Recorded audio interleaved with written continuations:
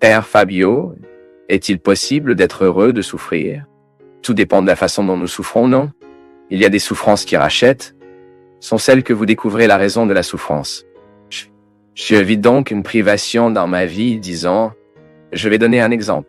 J'ai besoin de passer un examen d'entrée au collège. Je souffre donc de l'angoisse de cette responsabilité de devoir passer. Maintenant, à partir du moment où je commence à étudier, je continue de souffrir, parce que l'anxiété est toujours en moi. Mais je commence à découvrir le caractère rédempteur de la souffrance, qui est précisément pour préparer le résultat. Lorsque nous perdons quelqu'un, par exemple. Ne parlons pas de la mort physique, non? Parlons de la mort psychique. C'est quand vous perdez un petit ami. Quand un ami vous trompe. Tout cela provoque la souffrance en vous. Maintenant, si vous vivez cette souffrance d'une manière infertile, c'est-à-dire que vous souffrez de souffrance, lorsque nous permettons à la haine de prendre soin de nous, quand la haine commence à gérer nos sentiments. Ensuite, vous souffrez de pliage, parce que vous ne jouez pas ce qui vous a fait mal. C'est la même chose lorsque la nourriture est mauvaise pour nous, ça fait mal au corps. Lorsque nous vivons des sentiments gâtés, cela nuit à notre esprit, à notre âme, à tout ce qui fait partie de cette condition psychique, de ce qui n'est pas matériel. Bien sûr, le cerveau est matériel, mais il y a certaines choses qui vont au-delà de cette matérialité cérébrale. Nous avons donc un processus d'amertume, un processus de dépression, de tristesse. Il y a plusieurs étapes de la souffrance. Si nous ne gérons pas bien, par exemple, la tristesse, il est possible que cela devienne une dépression plus tard. Alors que devons-nous faire pour souffrir de la bonne façon? Tout d'abord, être honnête. Posez la question qui vous fait souffrir et vous demandez, vaut-il la peine de souffrir de tout ce que je souffre? Parfois, nous souffrons tellement pour les gens qui n'en valent pas la peine, non? Parfois, nous faisons tellement le temps de notre vie avec la souffrance, avec des gens qui n'avaient aucune considération pour nous. Ou parfois des gens même des passagers, non? Et parfois, nous souffrons depuis longtemps à cause de cela. Non. Il a besoin de gérer cela. Et la seule façon de gérer la souffrance, c'est de rationaliser.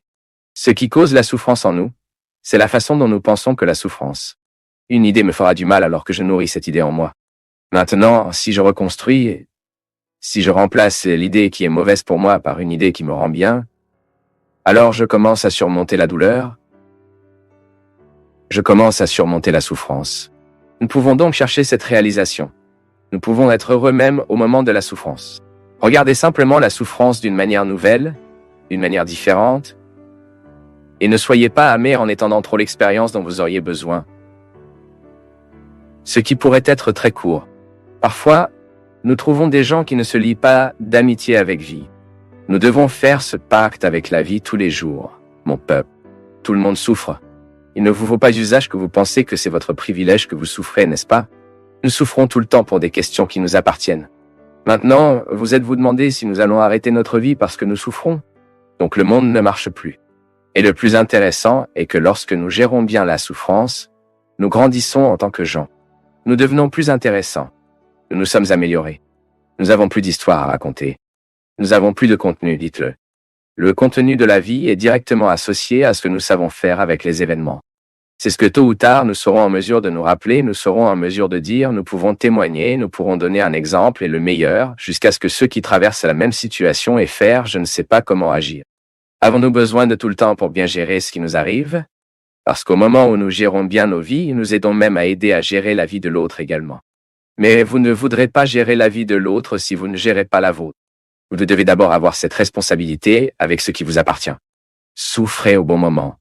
Ne laissez pas les peines, que les mauvaises choses de la vie prennent trop de temps en vous, car cela n'en vaut pas la peine. La bonne chose est de juger en dehors de ce qui doit être jugé pour nous, de garder ce qui est bien. Le bien que nous faisons, aussi petit, a le pouvoir de réparer le monde. Nous savons déjà que tout ce que nous faisons a des répercussions.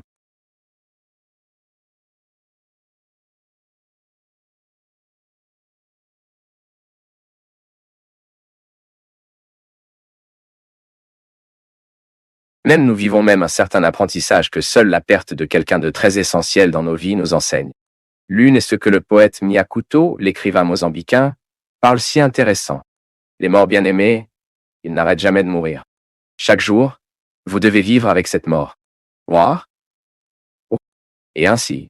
Je dois comprendre que pour que je parvienne au contexte de cette libération, pour pouvoir organiser ce chagrin, je devrais tuer mes fantômes quotidiennement.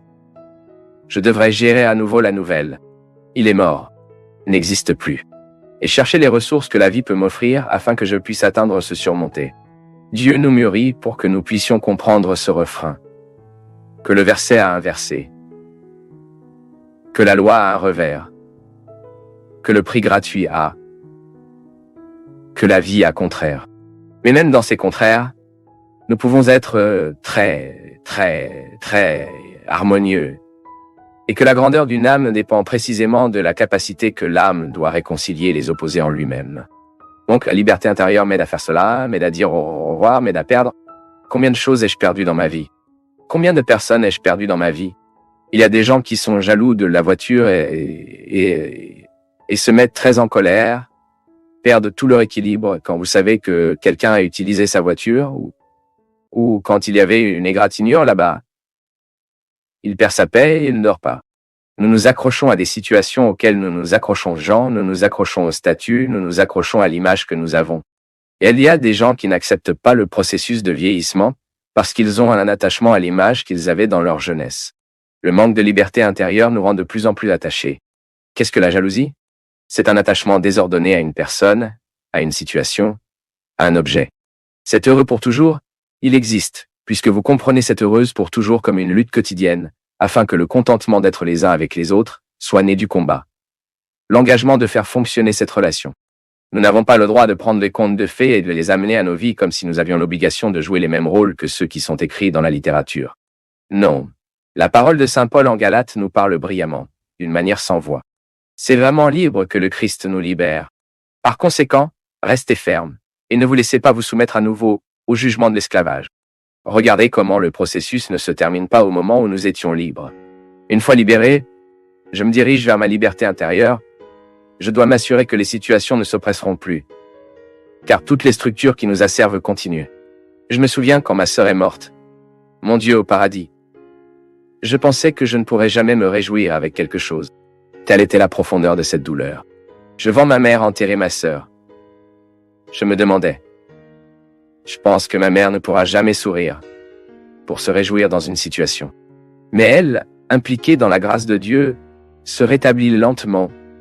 Et vous qui vous savez que Donna Anna sait comment cette femme ne sauve pas sur les joies.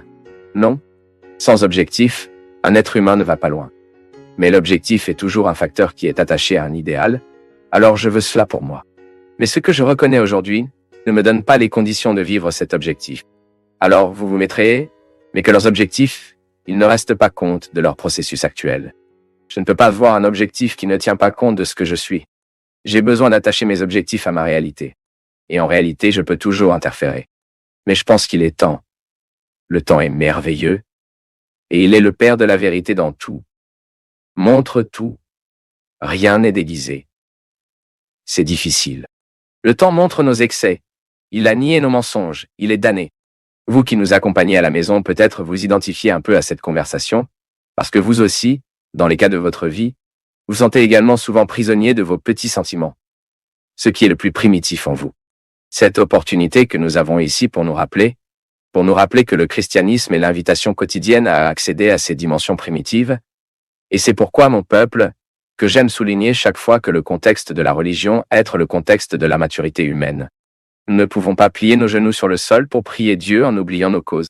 Nous n'avons pas le droit de vivre une mystique qui nous aliène, nous empêche ou nous prive de penser aux problèmes humains.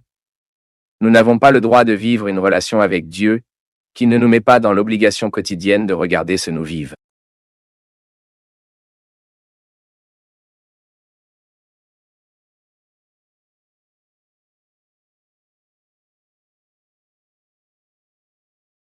Faire cela avec les enfants est un crime doublement qualifié, n'est-ce pas? Pourquoi? Parce que je prive cet enfant d'avoir une formation appropriée. Et pourquoi vous ne pouvez pas donner naissance au temps, vous ne pouvez pas être une mère à l'avance, vous ne pouvez pas vous marier tôt. Nous devons arrêter d'accélérer les choses. Une première personne parle ici du syndrome de panique que j'avais. Je m'appelle Luceia. Je viens de Guayatuba, à l'intérieur de Guayas. Je suis beaucoup le Seigneur dans les programmes de conduite spirituelle et quand je ne le regarde pas, je vois sur YouTube. Et cela m'a beaucoup aidé. Car depuis janvier, je suis en traitement en raison d'une dépression souffrant de troubles anxieux. Et je souffre toujours d'un beaucoup. Car en moi, il y a des choses très mal résolues. Lorsque le Seigneur est passé par le syndrome de panique, il m'a montré à quel point nous devrions combattre et ne jamais abandonner. Et c'est ce que je fais. toujours suivant le Seigneur et vivant un jour à la fois, j'ai commencé à obtenir Dieu, et si ce n'était pas pour lui, je ne serais peut-être plus là. Un gros câlin.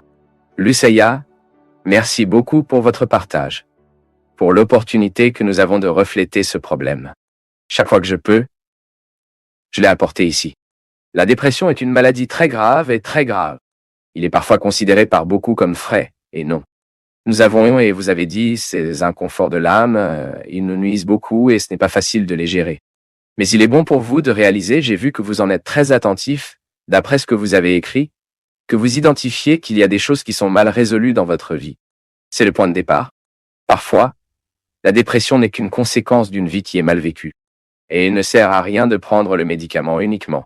Si vous ne déplacez pas la cause, le médicament traitera le symptôme, et vous restez pour toujours en fonction de ce médicament, parce que vous n'avez pas agi dans la cause. Et agir sur la cause ne dépend pas des médicaments, cela dépend de notre volonté. Le médicament est très important pour nous stabiliser, pour nous donner un réconfort émotionnel, surtout lorsque nous vivons une douleur aiguë. Une personne, par exemple, lorsqu'elle passe par une situation traumatisante, il est possible que le médecin indique des médicaments pour aider à vivre cette aiguë phase. Mais ensuite, le médecin lui-même aide à retirer, car il a passé la phase aiguë. Ensuite, nous devons faire face à la situation qui nous attole. Je me souviens, il y a quelques semaines que j'ai partagé ici avec toi, tout comme je m'identifiais et j'ai réalisé très consciemment, j'ai réalisé que c'était le résultat de médicaments en moi. J'ai donc fouillé mon médecin et lui ai demandé d'être qui j'étais et d'administrer consciemment ma situation. Bien sûr, le syndrome de panique est très dangereux, cela peut entraîner la mort si nous ne nous en occupons pas. Donc dans cette phase aiguë, nous avons vraiment besoin du médicament. Mais ensuite, au fur et à mesure que nous passons, nous avons le droit et la nécessité de commencer à recruter nos propres ressources. Parce que le gros problème, mon peuple, est quand nous ne sommes pas confrontés aux problèmes qui nous dépriment que parfois, et si nous ne vivrons pas les affrontements des situations qui nous dépriment, qui nous attaquent, le médicament ne fera que reporter la douleur. Malheureusement, c'est comme ça. Je suis très inquiet de voir avec quelle facilité nous nous référons aux médicaments et comment nous avons. Parce que nous sommes très facilement référés aux médicaments, nous terminons reportant pour toucher ces blessures qui sont nécessaires pour qu'ils soient guéris. Alors, Chia, un mot, il a parfois le même effet qu'une tablette. Cela provoque un bien-être en nous, il provoque de l'espoir.